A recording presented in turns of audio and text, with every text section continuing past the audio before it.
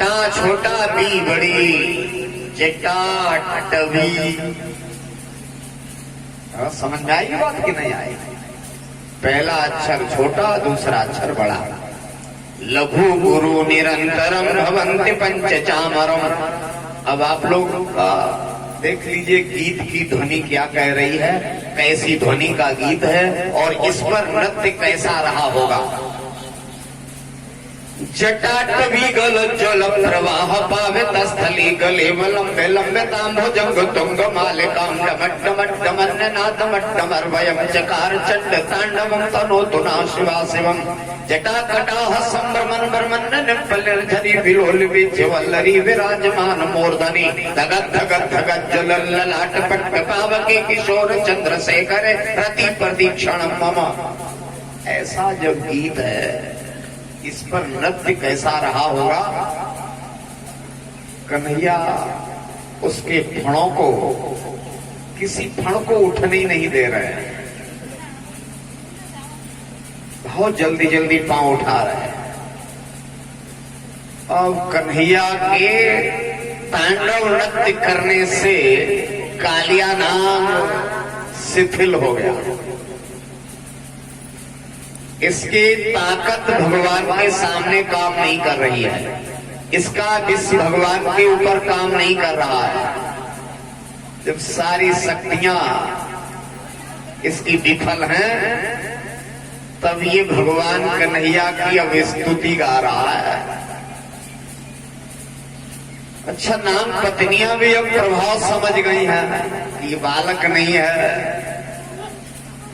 नाम पत्नियां भी भगवान के समक्ष कह रही, न्यायो ही दंडा कृत किल विशेष तवावतारा खल निग्रहाय। आपने मेरे पति को दंड दिया है, ये आपने कोई अन्याय नहीं किया, ये तो आपने न्यायोचित कार्य किया है, क्योंकि तवावतारा खल निग्रह है। अरे तुम तो अवतार ही लेते हो दुष्टों को दंडित करने के लिए, तो तुम जिस काम के लिए आए सो तुमने अपना किया। तुम्हारा अवतार ही इसी उद्देश्य से होता है, और वही आप अपने कर्तव्य का बड़ी निष्ठा के साथ पालन कर रहे हैं। कन्हैया ने कहा, तुम जब इतनी न्याय की बात कह रही हो, तो हम तुम्हारे पति का वध नहीं करेंगे। कालिया नाम को खींच कर लाए हैं जल के ऊपर। यहाँ सभी ग्वाल सखा बिलख रहे थे, कन्हैया डूब गया। और ये कह रहे थे, नगरवासी भी सब दौड़ के आ गए, नंद जी भी आ गए, यशोदा भी आ गई, सब कह रहे थे आज तक इस काली दह में जो गया वो लौट के नहीं आया। लेकिन कन्हैया कालिया नाम को ले के आए हैं, नाग पत्नियां भी सब आई हैं। इस कालिया नाम से कह रहे हैं तुम नागालय जाओ।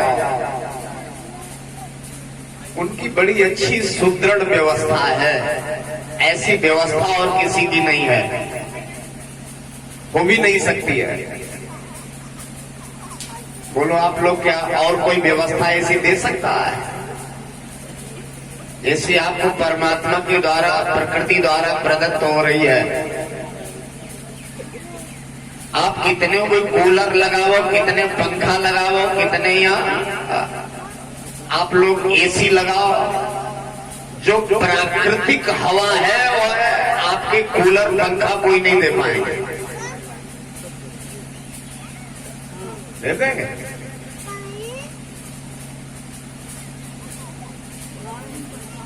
शायद सरकार कितने भी बल्ब लगावे, चाहे कितने रॉड लगावे, चाहे कितना बिजली मुहैया करावे, सरकार की ताकत नहीं है। और पूरे विश्व की सरकारें ताकत लगाए ले, अंधकार नहीं मिटा सकती, केवल सूर्य भगवान में ये दम है। कोई दे सकता है प्रकाश?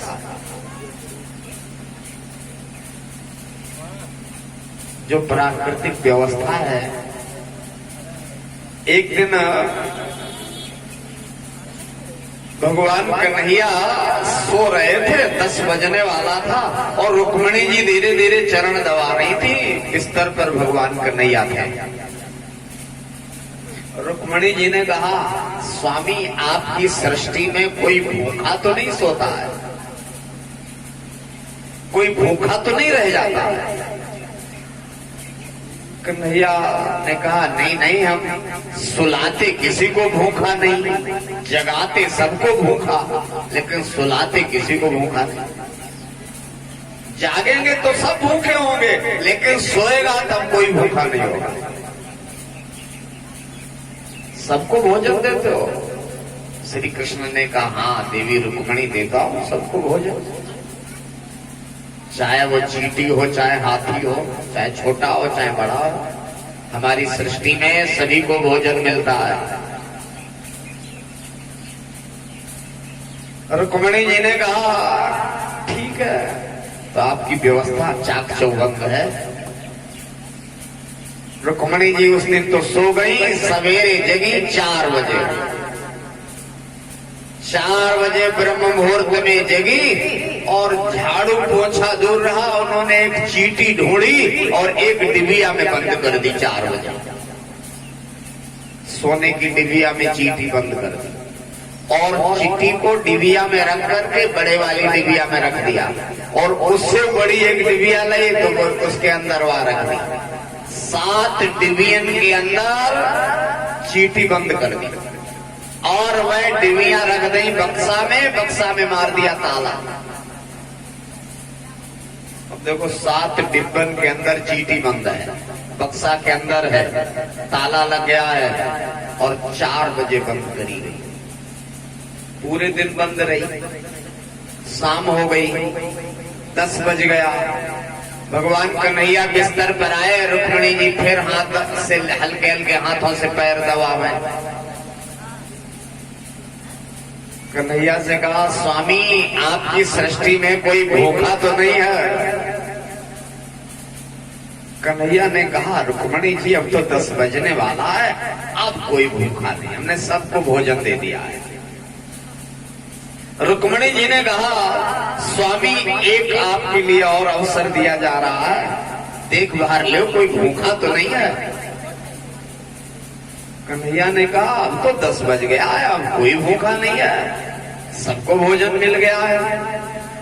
रुक्मणी जी ने कहा, एक और चांस आपके लिए है, सोच समझ ले, देख ले पूरा आंख खोल के, आपकी सृष्टि में कोई जीव भूखा तो नहीं सो रहा है। कन्हैया ने कहा, लगता है कुछ मामला संवेदनशील है, बार बार हमें चांस दिया जा रहा है, इसका मतलब है कोई गड़बड़ है। श्री कृष्ण ने अपनी योग दृष्टि से देखा, एक 7 डिवीजन के अंदर चींटी बंद है और सवेरे 4 बजे से बंद है, बक्सा में डिब्बा है। भगवान कन्हैया ने कहा, हाँ अब हमारी सृष्टि में कोई भूखा नहीं, हमने सबको भोजन दे दिया। श्री कृष्ण ने 7 डिवीजन के अंदर चींटी के पास दाना भेज दिया। तब सीना चौड़ा करके बोले, अब कोई भूखा नहीं है। रुक्मणी जी ने कहा, सबको मिल गया था। हाँ, तो रुक्मणी जी तो अपने पूरी मजबूती पर हैं। रुक्मणी जी ने तुरंत चाबी निकाली, ताला खोला और डिब्बा निकाला, डिब्बा के अंदर वाली डिबिया, उसके अंदर वाली डिबिया, उसके अंदर वाली डिबिया, और जब सबसे छोटी डिबिया खोली, चींटी बंद। लेकिन जब चींटी खोली तो उसके मुंह में एक दाना दबा हुआ मिला। 7 डिवीजन के अंदर चींटी के पास दाना पहुंच गया। रुक्मणी जी ने कहा, प्रभु अब हमने मान लिया। कन्हैया ने कहा, तुमने अब माना है? मां के गर्भ में शिशु होता है और डॉक्टर लोग जानते हैं शरीर में 7 परत हैं, लोहित, मेद, मांस, स्नायु, अस्थि, मज्जा, रेत। ये 7 परत वाला देह है और 7 परत के अंदर गर्भ है, गर्भ भी जाले में है और 6 महीना में प्राण आ जाते हैं, जन्म 9 महीना बाद होता है। तो जब 3 महीना वहां गर्भ में भोजन कौन पहुंचाता है या किसकी व्यवस्था है? भगवान की बहुत सुदृढ़ व्यवस्था है। कालिया नाम से कह रहे हैं, मैंने देवताओं के लिए देवलोक की वन रचना करी है, मैंने नामों के लिए नाम लोक बनाया, मैंने गंधर्वों के लिए गंधर्व लोक बनाया, मैंने ब्रह्मा जी के लिए ब्रह्मलोक बनाया, और मनुष्यों के लिए मैंने मृत्यु लोक बनाया। जब सबके लिए हमने अलग अलग रहने की व्यवस्था दी है, तो उस नाम से कहा तुम यहाँ क्यों रहते हो, अपने घर में क्यों नहीं रहते हो? तुम्हारे लिए जब एक लोक अलग है, ये अतिक्रमण क्यों किए हो? तुम यहाँ जमुना को विषाक्त कर रहे हो, नागालय जाओ। कालिया नाग ने कहा प्रभु हम चले तो जाएं, लेकिन हमें वहां गरुड़ का डर है, गरुड़ हमें खा जाएंगे। और गरुड़ से ये क्यों डरता है ये भी आपको बता दें।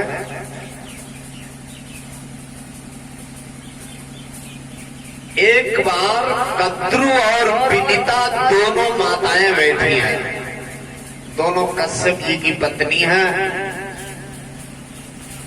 कद्रू के बेटा है नाग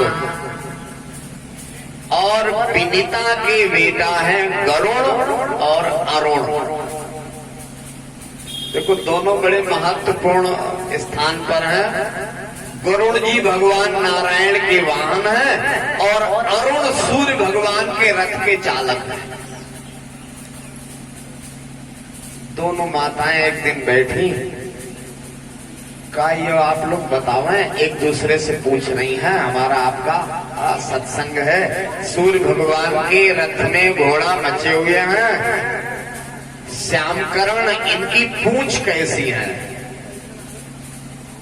अब बात तो ये बेकार की है, पूंछ चाहे पीली हो, चाहे लाल हो, चाहे काली हो, चाहे सफेद हो,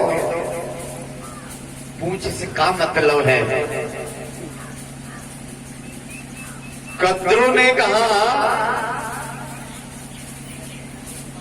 पूंछ काली है। विनिता ने कहा नहीं नहीं बहन, श्याम करण का सीधा अर्थ है कान काले और सारा अंग श्वेत है। पूंछो सफेद है, घोड़े भी सफेद हैं, केवल कान ही उनके काले हैं। तो कद्रू ने कहा विनिता एक हम शर्त रखती हैं, जिसकी बात सही होगी वह रानी और जिसकी बात झूठ हुई वह दासी। इस शर्त पर दोनों तैयार हैं।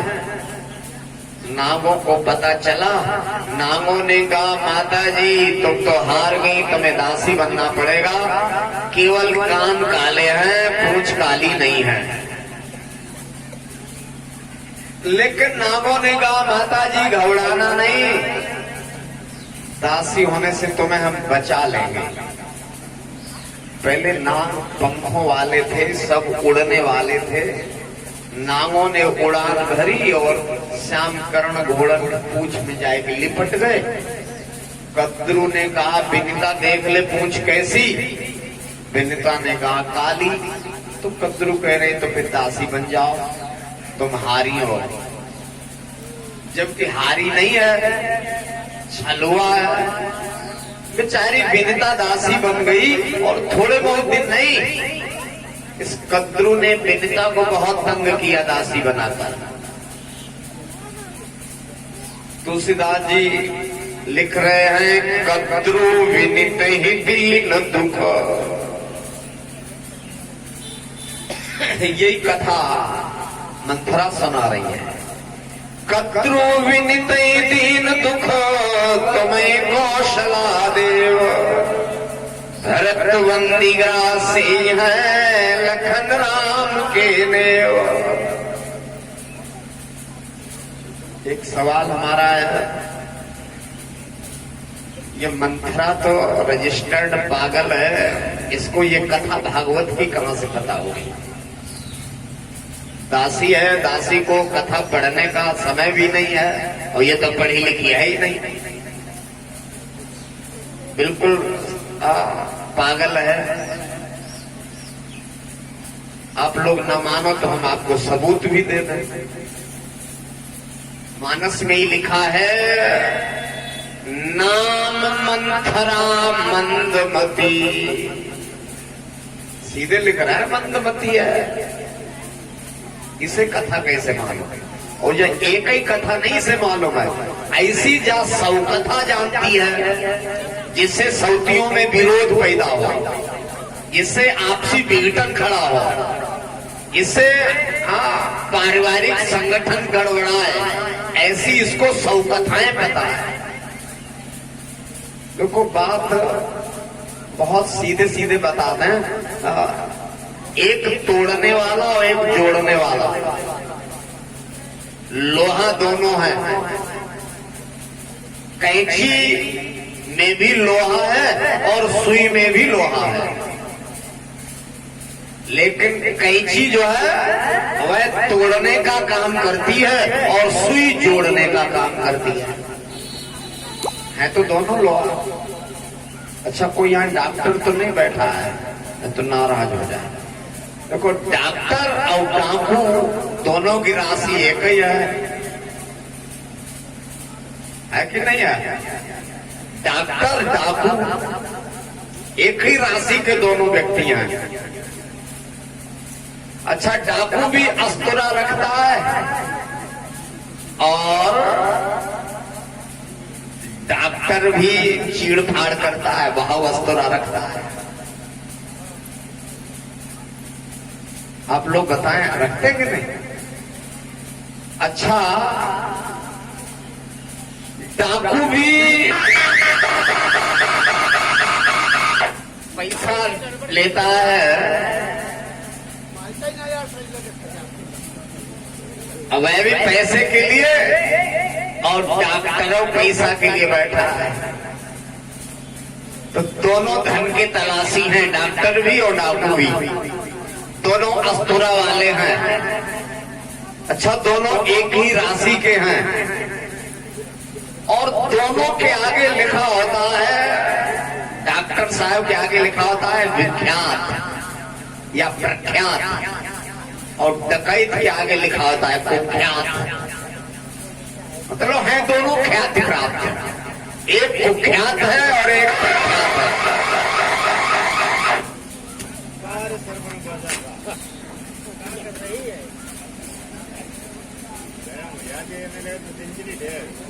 कोई बात नहीं, मशीन है,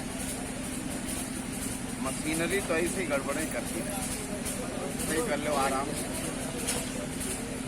तार वार देख लो, मैं सही तो नहीं रहा है, तारा कहीं टच हो जाता होगा, कोई बात नहीं, छेड़ा छाड़ी ना करें। अब दोनों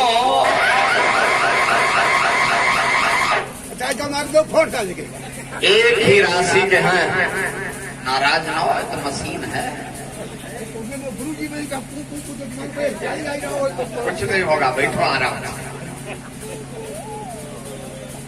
सब ठीक ठाक व्यवस्था है। बस थोड़ा अंतर है, सारी बातें तो एक जैसी हैं, एक ही राशि के हैं, एक जैसे हथियार रखते हैं, हाँ, एक ही धंधा है पैसे वाला, और दोनों ख्याति लब्ध हैं, लेकिन अंतर थोड़ा है। एक समाज का उपेक्षित व्यक्ति है और एक समाज का सम्राट व्यक्ति है। अब